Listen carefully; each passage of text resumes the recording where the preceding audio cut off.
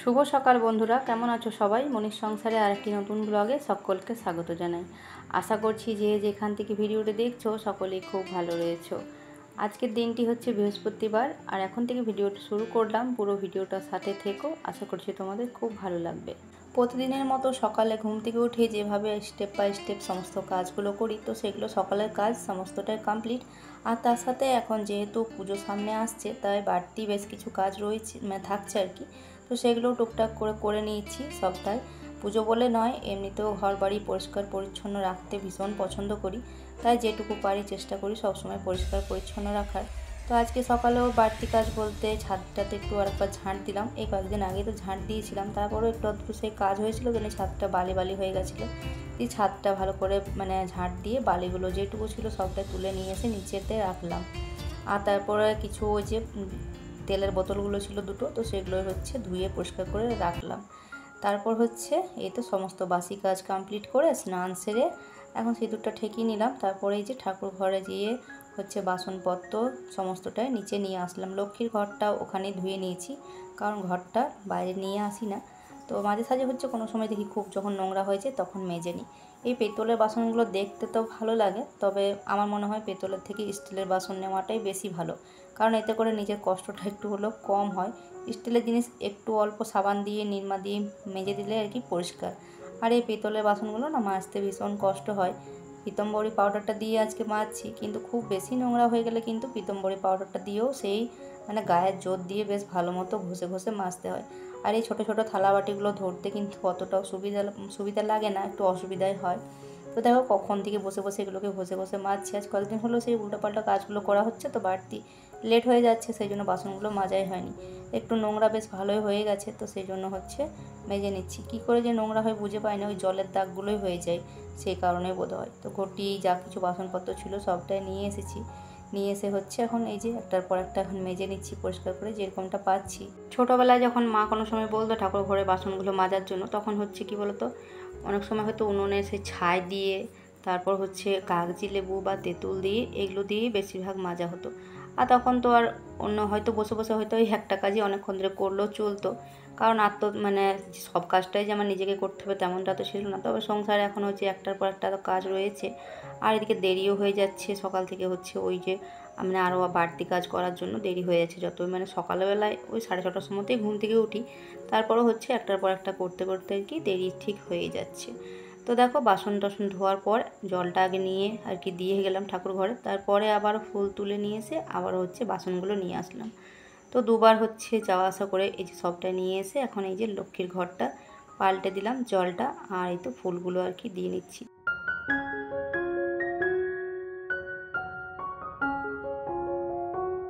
ফুলগুলো যতগুলো রয়েছে সবগুলো হচ্ছে প্রথমে ঠাকুরের চরণে দিয়ে হচ্ছে সাজিয়ে নিলাম, আর তারপর হচ্ছে বাদবাকি যেগুলো থাকে সেগুলো হচ্ছে এই যে এখানটাতে সুন্দর করে সাজিয়ে নিয়েছি। আর এখন এই যে ভোগ দেওয়ার পর ধূপকাঠিটায় দেখিয়ে নিচ্ছি, আর তারপর যাব হচ্ছে তুলসী মন্দিরে জল দিতে। তুলসী মন্দিরে বলতে এখন টবটাতেই রয়েছে। ভীষণ ইচ্ছা আছে একটা সুন্দর করে তুলসী করব তুলসী মন্দির, তবে ছাদের মধ্যেই করতে হবে। নিচে যখন ছিল টবটা, আসলে ওই জন্য ছাদে করব বলে টবের মধ্যেই রেখেছিলাম। যাই হোক, পুজো ঘরের কমপ্লিট করে নিচে এসে সবার প্রথমে হচ্ছে এই যে শাশুড়ি মা শ্বশুরমশাইয়ের যে ছবিটা রয়েছে এটা ভালো করে মুছে নিয়ে মালাটা একটু পরিষ্কার করে ধুয়ে নিলাম। ভেবেছিলাম যে একটা মালা না নতুন কিনবো, তবে সেভাবে মনের মতো পেলাম না। দুদিন আগে গেছিলাম যখন আমাদের এখানে সামনে দোকানে, তো 2-3টে দোকানে দেখলাম, তবে সেভাবে মনের মতো আর কি এইরকমটা মতো পেলাম না। আজকে হচ্ছে 25শে ভাদ্র আর ইংরাজির 11 তারিখ, 11 সেপ্টেম্বর। তো আজকে আমার শাশুড়ি মায়ের হচ্ছে মৃত্যুবার্ষিকী, আর আমার শাশুড়ি মা শ্বশুরমশাই দুজনেই হচ্ছে ভাদ্র মাসেই মারা গিয়েছিলেন। তো শ্বশুরমশাই যেদিন দিনটা ছিল 10 দিনে ছিল ভাদ্র মাসে, তো সেদিনকে আমি পুজো করতে পারিনি, যে কারণে আর এবছর ফুল চন্দন কিছুই দেওয়া হয়নি। এমনিতে তো প্রত্যেক দিনই হচ্ছে ধূপকাঠি তো দিয়েই থাকি দূর থেকে, তবে যেদিনকে এই যে দিনটা থাকে সেদিনকে আমি হচ্ছে বছরের এই যে দিনটাতে আর কি মৃত্যুর দিন, মৃত্যুবার্ষিকী, তো সেদিনটা হচ্ছে একটু চন্দন একটু ফুল চরণে দিয়ে থাকি প্রণাম করে। আর ধূপকাঠি তো দিলামই, তো ধূপকাঠিগুলো এখন আপাতত ওখানটাতে রাখলাম, একটুখানি হচ্ছে পরে ওখান থেকে আর কি সরিয়ে দিয়েছিলাম। এমনিতে তো মাঝে সাঝে হচ্ছে যখনই মনে পড়ে হয়তো তখন হয়তো ছেলেপেলেদেরকে বলি যে তো ঠাকুমা কীরকম করতো বলে এইসব আর কি। তবে যেদিন আজকের দিনটাতে একটু মনে পড়ে যাচ্ছে যে মানুষটা মানে কীরকমটা ছিল, আর সত্যি কথা বলতে মৃত্যুর সময় মানে পুরোপুরি বদলে গেছিলো, পুরোপুরি পাল্টে গেছিলো।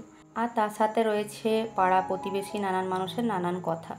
যখন শাশুড়ি মা অসুস্থ ছিল, আমাদের পাড়ার জানো তো আমার অপোজিটেই একজনের বাড়ি রয়েছে, তো সে প্রায় হচ্ছে মাঝে সাঝে দেখতে আসতো সে কি করছে কি না এসব আর কি। তো জানো তো যখন আমার শাশুড়ি মা মারা গিয়েছিল, তারপরে সে অন্য একজনের কাছে বলেছিল যে শাশুড়ি মাকে নাকি না খাবার দিয়ে দিয়ে আর কি, মানে খাবার খেতে না দিয়ে দিয়ে মানে মেরে ফেলেছি, এরকমটা আর কি। কতটা খারাপ লাগে শুনতে বলো। এটা একটা অন্যজনের কাছ থেকে যদিও শুনেছিলাম, কিন্তু এখনও আজও মানে ভুলতে পারিনি কথাটা। আজকে 2022 সালে শাশুড়ি মা মারা গেছিলো, আজকে হয়ে গেল 3 বছর, কিন্তু তারপরেও কিন্তু কথাটা ভীষণ কানে বাজে যে এই কথাটা বলেছিল ও। কিন্তু ওর শাশুড়ি জানো তো এখন কীরকম মানে ওর শাশুড়ির সাথে ব্যবহার করে, মানে কি বলবো, মানে বাজের থেকে বাজে যতটা হতে পারে সেরকম আর কি ব্যবহার করে। সব মানুষই দেখতে পায় আর সব মানুষই বলে, কিন্তু কি বলতো আমরা তো আর ওরকম মুখের ওপর ও যেভাবে মানে লোকের কাছে বলে বেড়াচ্ছে, অত সময়ও নেই আর বলার মতো। আর ওই যে কারো বাড়িতে গিয়ে হচ্ছে দেখার মতো সময় নেই যে কে কেমনভাবে কী রেখেছে কি না। এবার ধরো একটা অসুস্থ মানুষ সারাদিন যদি পটি টয়লেট এগুলো যদি সমস্যা হয়ে থাকে কারো, সারাদিন তো সংসারে ধরো কাজ তো থাকেই, তারপর হচ্ছে ওগুলো নিয়ে সারাদিন মানে একটা মানুষকে নিয়ে পরিষ্কার করাটা সম্ভব নয়। আসলে যারা এগুলো করেছে না, মানে যাদের শাশুড়ি শ্বশুরকে এরকমটা মানে অবস্থা ছিল, মানে টয়লেট পটি এগুলো যারা মানে করেছে সবসময় যে বাড়িতে মানে করতো, তো তারা হচ্ছে বুঝবে ঠিক যে এগুলো কত বড় মানে একটা সমস্যা। সারাদিন এগুলো মানে এগুলো করাটা সম্ভব নয়। তবে হ্যাঁ, ঘরের মধ্যে যদি একটা মানুষ ওইভাবে করে পড়ে থাকে তাকে তার ওইভাবে রেখে দেওয়া যায় না। এবার ধরো হয়তো সকাল দিকে একবার গুছিয়ে বাগিয়ে মানে পরিষ্কার করে নিলাম, এবার ধরো আমি নিজের কাজ করলাম, স্নান করতে গেলাম, এসেও যদি দেখি এরকমটা অবস্থা, তখন তো আবার পুজো টুজো করবো আর করবো তারপরে তো।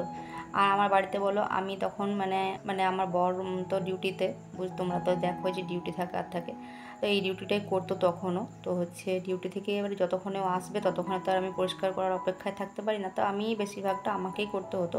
ওর মা কিন্তু ও বাড়িতে থাকলেও অতটা করতে চাইতো না। তবে কি বলতো, মানে আমরা মেয়েরা দেখবে শ্বশুর শাশুড়ি মানে যতটা করি ততটা কিন্তু যে আমার মা বাবার কোনোদিন কিছু হলে তা সেটা কি আর জামাই মানে হয়ে কেউ করে, কোনো দিনই না। তো এটা হচ্ছে মানে আমাদের মেয়েদের নিয়ম, মানে শ্বশুর শাশুড়ির প্রতি আমাদেরকে করতে হবে ঠিকই। তবে কি বলতো, মানে নাম না করুক কিন্তু কেউ যদি কোনো খারাপ কথা বলে না ভীষণ খারাপ লাগে। নাম করতে না পারুক কোনো ব্যাপার নেই, নাম চাই না, তবে খারাপ কথা কটু কথা এগুলো শুনতেও কিন্তু ভালো লাগে না। যতটা পেরেছি চেষ্টা করেছি পরিষ্কার পরিচ্ছন্ন রাখার, যতদিন পেরেছি করেছি। এমনকি আমার শাশুড়ি মার শেষ দিন পর্যন্ত মানে যখন খাইয়ে দিতাম আর দিতাম তখন উনি নিজেও মানে বলে গেছেন। আর কি বলতো, মানুষের বলাতে কিছু এসে যায় না, ঈশ্বর স্বয়ং ভগবান মানে দেখে সবটাই, যে কে কী করছে কে কী না, তাই না? তো যাই হোক, তোমাদের সাথে অনেক বক বক করে ফেললাম আজকে, আর এর সাথে আমার সমস্ত কাজগুলো এদিকে হতে আছে। তো রান্নাবান্না আজকে হচ্ছে বেগুন ভাজা, আহিরের ডাল আর কুমড়ো আলুর তরকারি।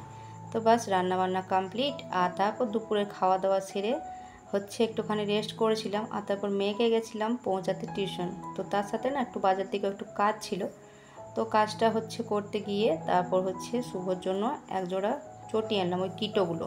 জুতো তো রয়েছে, তবে জুতো তো খুব একটা পরতে চাই না, দিয়ে বলছে একজোড়া কিটো এনে দেওয়ার জন্য, তো আনতে গেছিলাম। দিয়ে ওখানে মিষ্টির দোকানে হচ্ছে মিষ্টি নিলাম আর তার সাথে সিঙ্গাড়া। তবে সিঙ্গাড়াগুলো এতটাই বাজে দিয়েছে, লোকটাকে মানে আমার এত রাগ লাগছে, যখন বললাম যে সিঙ্গাড়াগুলো গরম তখন বলছে যে হ্যাঁ গরমই তো, কড়াই চাপানোই রয়েছে, কড়াই ভাজা হচ্ছে, বড় বড় কথা বুঝলে। আর ঘরে এসে দেখছি সিঙ্গাড়াগুলো মনে হচ্ছে যেমন সে সকালের, কারণ গরম হলে একটু তো গরম থাকবে, হয়তো মশলাটাও তো গরম থাকবে, কিন্তু একটু গরম নেই। যাই হোক, গরম সিঙ্গাড়া না হলে, মানে সিঙ্গাড়া আমার গরমই ভালো লাগে, ঠান্ডা একদম ভালো লাগে না। আর তার সাথে নিয়েছিলাম ল্যাংচা আর কালো জাম। তো ওগুলো হচ্ছে রেখে দিলাম টিফিনে ভরে ফ্রিজের মধ্যে। আর এই যে সকালবেলা তেলের বোতলগুলো ধুয়ে পরিষ্কার করে রেখেছিলাম, তো ওগুলো এখন এই যে তেলগুলো কালকে নিয়ে আসা হয়েছে, তো ওগুলো এখন বোতলগুলো একটু মুছে পরে বললাম ভরে দিই, কারণ তেলগুলো মানে বাড়ন্তও রয়েছে, ছোটো ডিপ মানে ছোট্ট বোতলটাতে অল্প একটু রয়েছে, তারপর সকালবেলাতে দরকার লাগবে। তো এই যে দুটো তেল পরিষ্কার করে মুছে নিয়ে এই বোতলগুলো ভরে নিলাম। আর এর সাথে বলে রাখি, আজকের ভিডিওটা যদি কোনো অংশ তোমাদের ভালো লেগে থাকে তাহলে অবশ্যই লাইক কমেন্ট সাবস্ক্রাইব করে পাশে থেকো।